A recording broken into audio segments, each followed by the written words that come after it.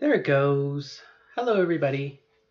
It's been about 2 weeks since I made a video, and so I thought I would make one. Today is September 26th. It's my day 2.136, I believe. I had to just look that up. And we're just at the end of September and headed into October. Hard to believe it's already October time.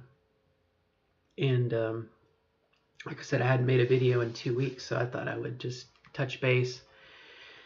Lots going on, and yet not much going on.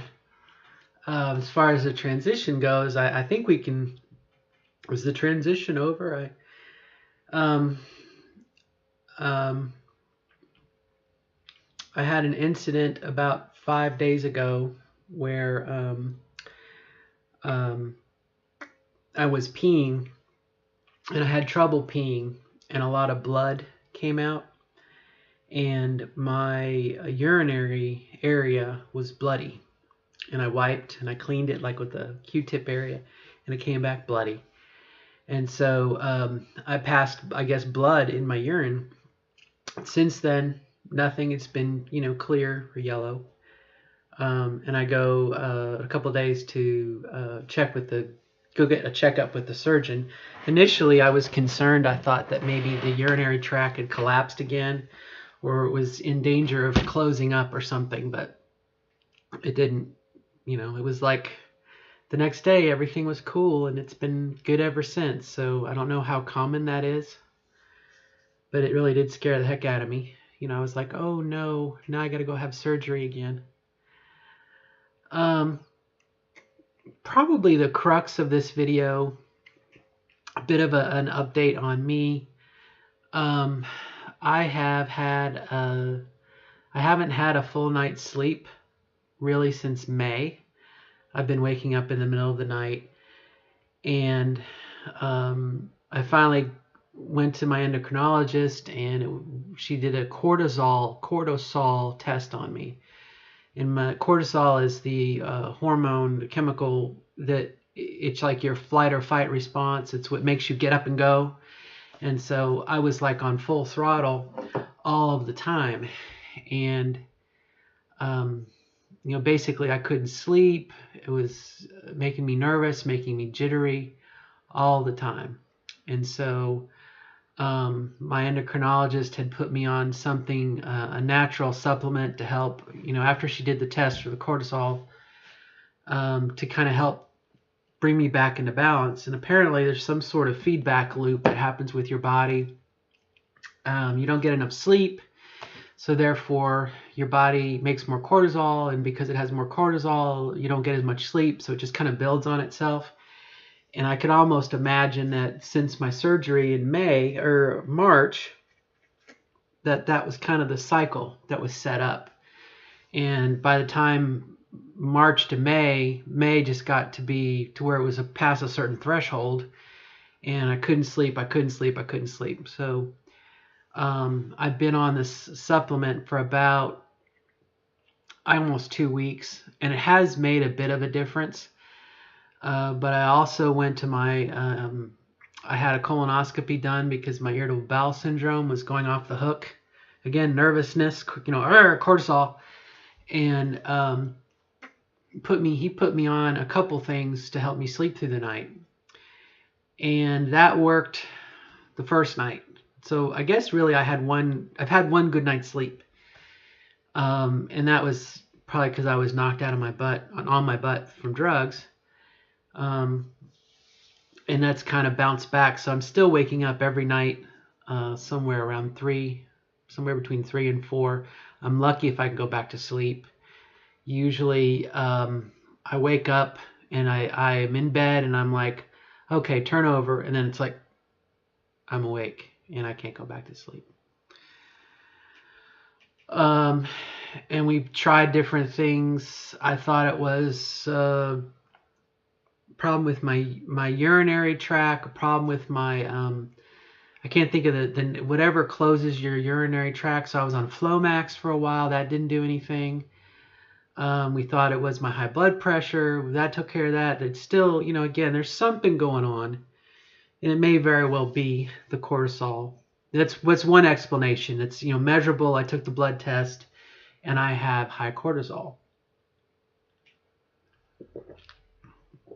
With the irritable bowel syndrome, had the colonoscopy, and it turns out there was a polyp that turned out not to be cancerous, but got to be something else.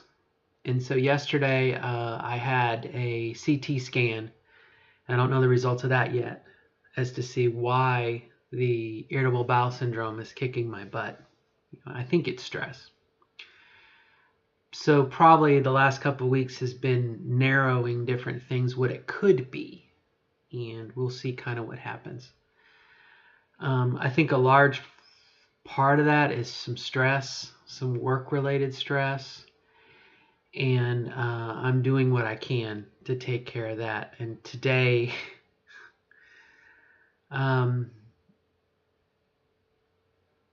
something happened today that just knocked my stress out of the park, out of the ballpark. And so I feel like in some ways I've kind of thrown my hands up in the air and said, you know what?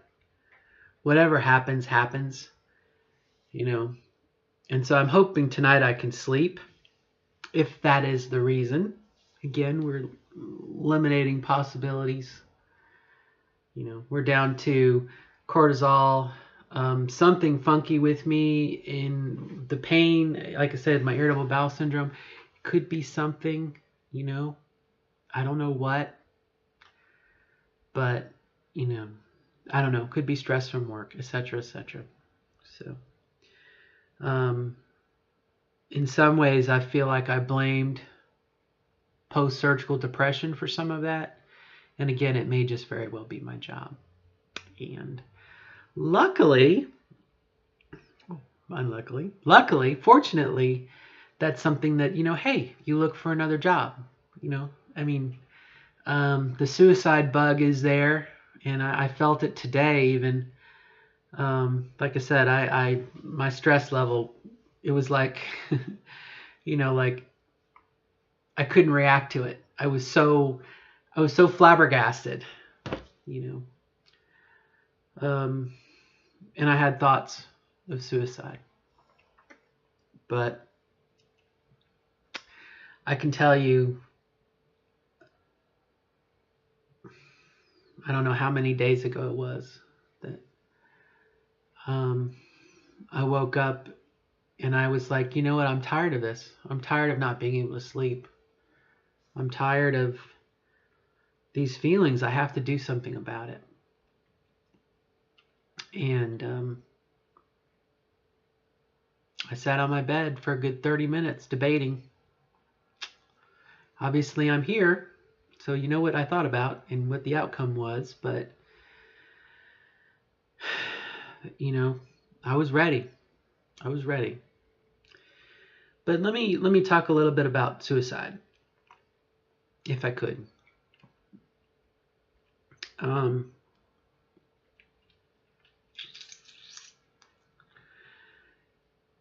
Suicide, in the moment that we think about it, it seems kind of easy, like you're going to snip a wire or clip something and you're done. And, perhaps the most painless method used to be, inhaling carbon monoxide. If you had a car and you stuck a piece of tubing or, a hose from like an inflatable pool, those above ground pools, and take that and stick it in your car and run it, in the 70s, that might have worked. But since the invention of the catalytic converter, your car engine doesn't make enough carbon monoxide to kill you. Not that I've tried. I read it on the internet, so it must be true. Overdoses, rock stars kill themselves. Prince killed himself. Actors and whatnot. I don't have access to that kind of drugs. Not to say I would, but much like today, the thought of, damn, I should kill myself. Well, it's not that easy. I mean, the human body is very resilient, okay? We're lucky we don't have an off switch. We don't have a thing where if you squeeze your nose 3 times, you die. So it's illusionary, that thought, when it comes into. It's not, it's not as easy as that. The second thing, and here's what my therapist said when I talked to her last week. She said that people that commit suicide or thinking about it, they don't take it to its conclusion. In other words, what happens to the people we leave behind? What happens to the person that kills themselves? And what happens to their children? What happens to their loved ones? The suicidee doesn't think about that because they're so focused on themselves. If you have a child, what is that child going to think? I guess it depends on the age of the child. But, what sort of repercussion is that going to do? What sort of damage is that going to do? Scar them for the rest of their lives? I guess it depends on the child, how old they are. And that was kind of her argument to me is, people don't think about the consequences. Well, that is very true. And if we are compassionate people, and if we have a soul, I guess we don't want to cause other people harm around us. But I would almost counter that argument by saying that if someone is so unhappy with their own lives and the pain and suffering in their life, do you really think they're going to give 2 shits about what other people think? I mean, to be blunt, if a person doesn't want to live, they're probably not thinking about the people around them. And you know what?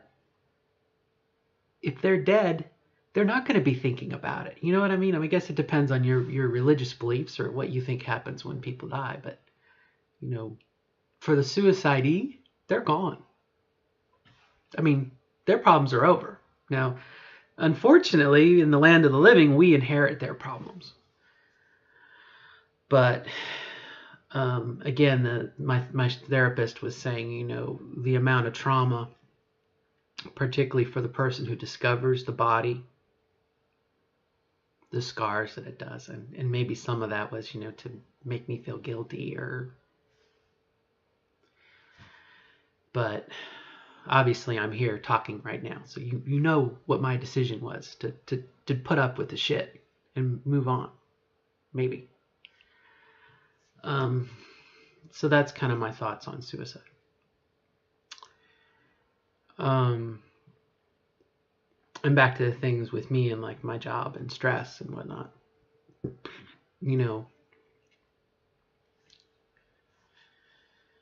I'll have to let you know how things go in the future. But we have the option for applying for other jobs. And today I did apply for another job within my company. And I will continue to look for other jobs within my company. Or other companies even.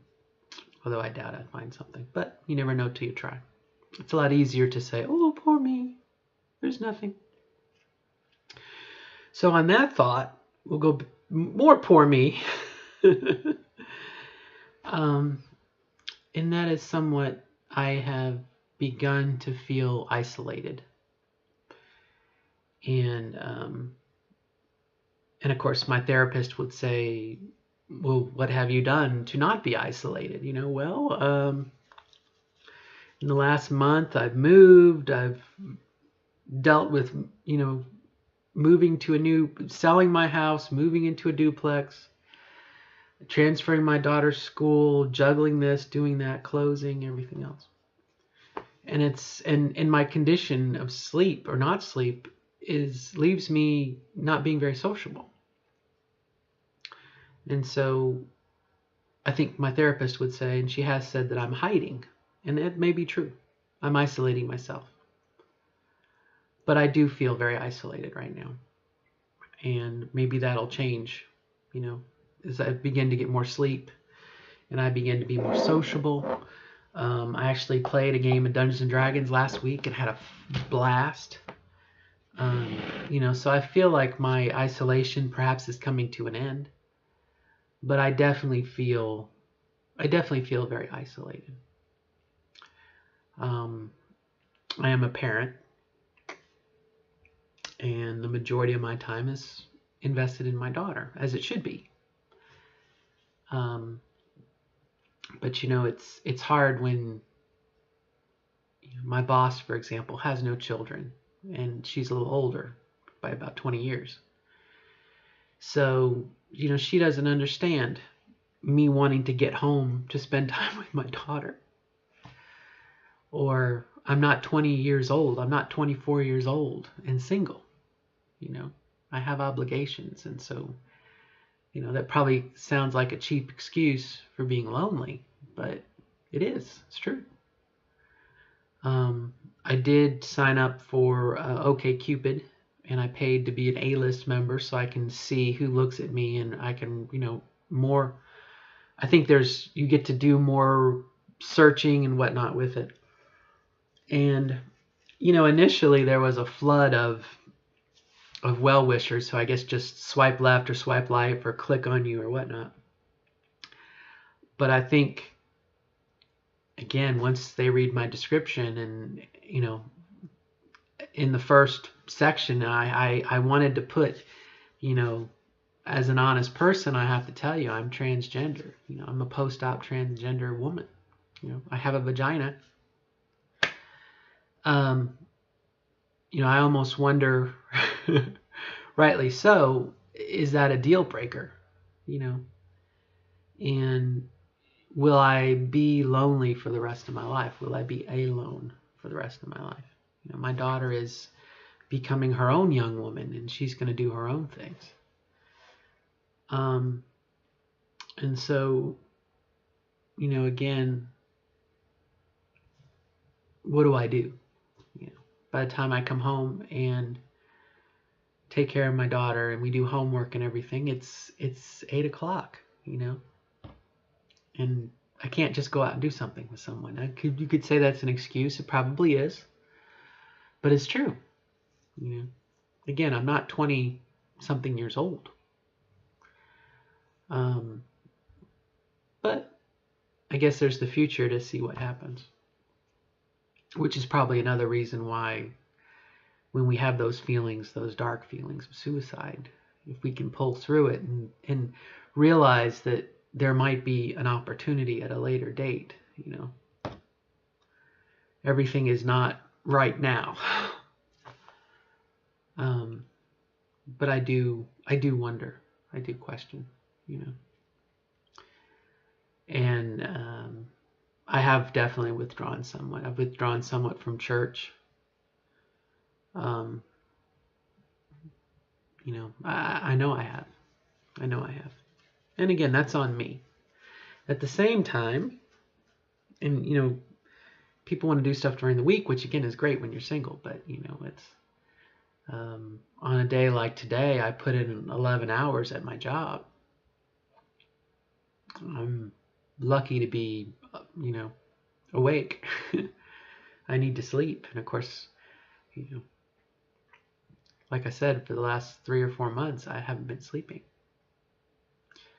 And that's not meant to be a poor me thing. I'm just sharing with you. That's my reality. And really, that's just about it. In some ways, I feel like, nevertheless, she persisted. And that's the way I feel right now. I am going to get up tomorrow. I am going to go into work. I am going to do what I have to do. And I think it was Thoreau, who said something about we lead lives of quiet desperation, and maybe that's the way that I feel right now. And I'm hoping that if by some stretch of the imagination that my fear and my worry and my concern about my job is what the real reason I'm not sleeping, maybe I've come to some sort of catharsis or something, and aha, and then I will sleep through the night tonight. I mean, what is there to be worried about when you face your fear, or you acknowledge, yes, this sucks, but I'm going to do it anyway. With the hope that in the future there'll be something else, perhaps. That's really just about it that I can think of. It's hard to imagine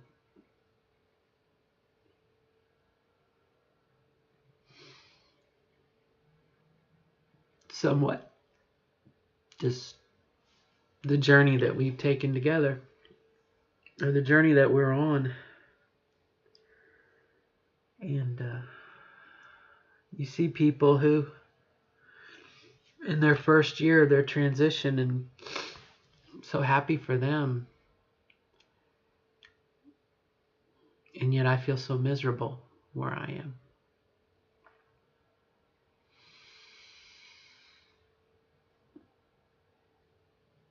But that's where I am in my life. So, anyway, the future is right around the corner. So anyway, lots of odds and ends. Just I hadn't made a video in 2 weeks, and I thought I would just touch base. And on that note, I guess I will sign off and wish everyone the best of luck. I weighed myself yesterday, and I weighed 258, which means that since March I weighed, I think I made it to 220. That was the goal for my surgery, which means I've gained 24 pounds. No, 220. Let's say I weighed 260. 220, it'd be 40 pounds. 38 pounds. I've gained 38 pounds since March. And it's hard. It's hard to exercise. It was easy to do what I did before, just eat salad. Now it's like I'm exercising, so it's harder to do. But I will share with you, I did make myself get on the treadmill. And that's something too with the cortisol and the anxiety, is I have really tried to keep my exercise going so that keep things moving. So, all right, my friends, till next time, I wish you all good luck. And story ain't over yet. I hope there's a happy ending. So until next time, I will wish you all good luck and best of luck in becoming the best version of yourself as you define it. And I will try the same. Right. Good luck, my friends.